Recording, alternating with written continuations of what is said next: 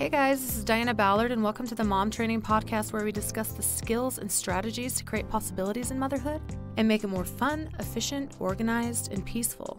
You can find more information or connect with me online at dianaballard.com or at Diana Ballard Live on social media.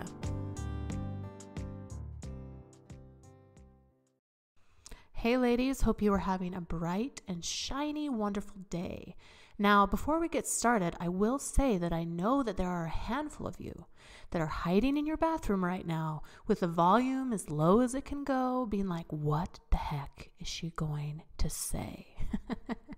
Don't you worry, we're not going to get into the nitty-gritty, but we are going to talk about sex. Now, here's the thing.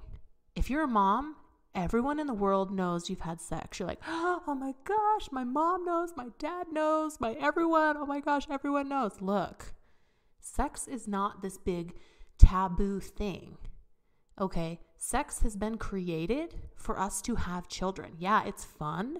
Yeah, it's done other times than when we're trying to have a baby, but I want to first take off any type of shame or guilt or fear or anything connected to the word sex. Now, what if you were told that there was a statistic that said that married couples only had sex once a month? Now, those single people and the newlyweds are like, yeah, right. I'm not going to fall for that. Yeah, okay. Well, then you add in kids, then you add in financial stress, then you add in, dealing with all the things life has to bring, and you may or may not fall into that statistic of, yeah, we really don't have sex that often. Sex really is something that has to be planned in and purposefully thought about. And you're like, girl, that takes out all the fun. Well, either you think about it and you plan it in, or you may find yourself doing it a lot less than you really wish you could. Because time can just tick, tick, tick, tick, tick, tick, tick, tick by, and you're like, oh crap, it's been like 2 weeks, man. No, let's not get it to that far. Let's enjoy that time together as often as we can. So let's talk today about a couple ways that we can prevent that from happening, of falling into like this dead zone of sexuality. And then also talking about ways we can increase the connection in our intimate time with our spouse and why it's so important to have that in our relationship. So if you've listened to any of the podcasts before, you've heard me talk about soft addictions. Now, soft addictions are things like being addicted to TV, video games, social media, shopping, being a workaholic. Those kind of things are what is going to pull your relationship apart. It takes up all of your time when you could be connecting with your spouse, which is so important in keeping a relationship solid and also making a healthy environment for sexuality. Now, I'm specifically speaking to women right now. Us as women, most of us, I should say, need to feel connected, to want to connect intimately. If we haven't been able to effectively communicate like what we did in our day or what we've been thinking about, or don't feel like our emotional and mental needs are taken care of, then it's a lot harder for us to want to physically connect with our spouse. So really be aware of the soft addictions that may be preventing the emotional and mental connection, and preventing even time to have intimacy. If we're up late watching things or scrolling through things, or, we're spending so much money that our financial stress is so high. Like when we're stressed and we're not happy, we don't really feel like expelling that energy to be intimate. Now, let's be real, especially with having kids and, a household to take care of. Sometimes us as moms struggle with the even desire to want to spend that type of time with our husbands. So that kind of leads me into the next point. Self-care increases our sexuality. Because I don't know about you, when I feel more confident and more beautiful myself, I feel more beautiful for my husband. When I have more energy, when I've eaten really well, when I've exercised, when I, have gotten ready for the day, I'm more likely to be more flirty, to be more like, hey, how's it going? To send a nice text to him about certain things earlier in the day. It's really how I feel that helps increase the amount of times that I spend that special time with my husband. So before I got married, I had interviewed handfuls and handfuls of people about how to have a successful relationship, how to be a mom, how to, not lose myself while being a mom. And one of the biggest things with marriage that I learned from very successful marriages was that they kept intimacy and date night as a priority every week. So when I got married, I made a commitment to myself that 2 to 3 times a week would be what I would stick to. Now, for some, that's like, oh my gosh, that's so much. Or some other people are like, girl, I'm every night. Now, whatever it is for you, that's fine. But setting that goal of 2 to 3 times a week has kept our relationship strong, because with that goal, there are plenty of times when I don't really feel like accomplishing the goal.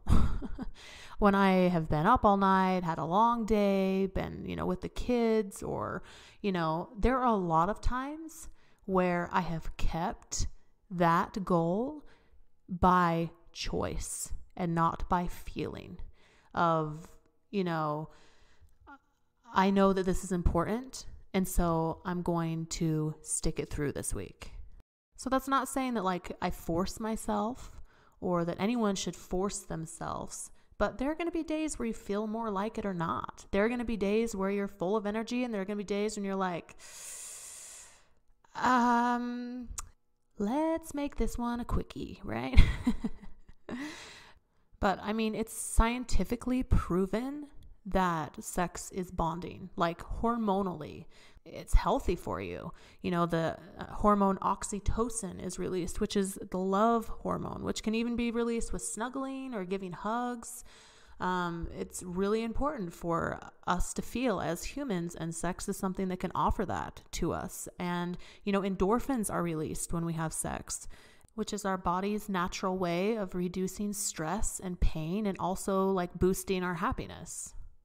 So when we're going through those hard times, or, highly stressful times of finances and work and, things with kids, that should be the time you're having the most sex. You're like, Diana, how do I do that?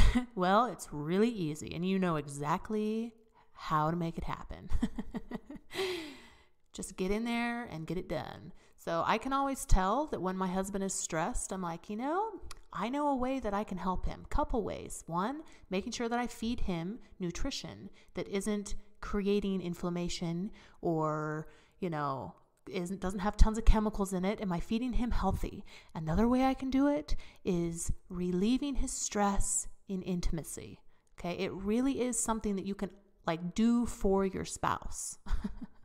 So let intimacy be something that you can actually use as a tool to help you guys come closer together, to relieve stress together, to spend time together. Now, I will say that there are a lot of reasons why people don't have sex in their relationship. Now, it could be hormones, it could be past sexual abuse. It could be a relationship that's not harmonious and the communication isn't strong. Could be that someone's completely exhausted and haven't been taking good care of themselves. There are lots of different things, and I'm not discounting any of them.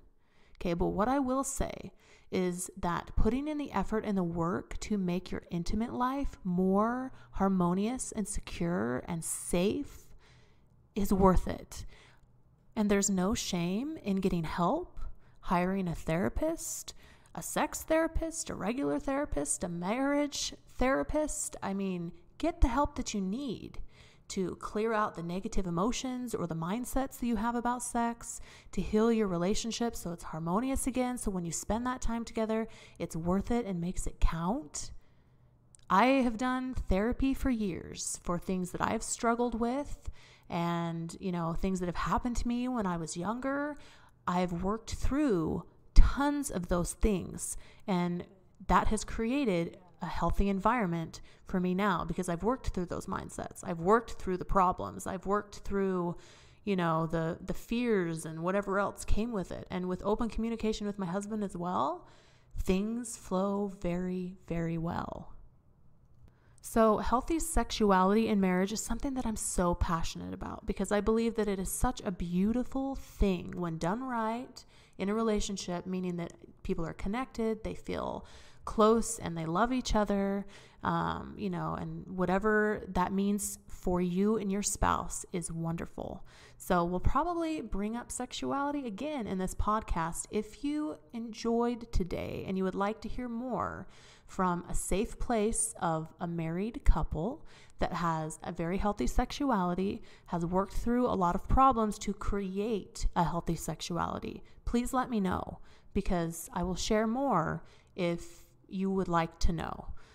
Because we haven't gotten to this place because of everything being perfect and roses. Like I've put in personally so much work for my own mindset, from past choices and experiences that have happened with me that could have affected my marriage relationship if I wouldn't have taken care of them and processed through them and really, found the truth of who I am as a sexual being and what sex can be and what it should be and how beautiful it really is. So reach out to me if this is something that you want to learn more about, and we'll do some more podcasts on it.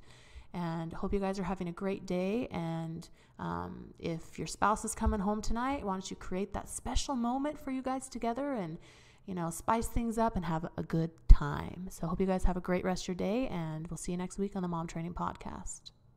Thank you so much for tuning into the Mom Training Podcast. If you liked what you heard, I would so appreciate a rating and review from you on any platform you listen to this on. If you have any questions or podcast ideas, you can message me on my social media at Diana Ballard Live or shoot me an email on my website. See you next week.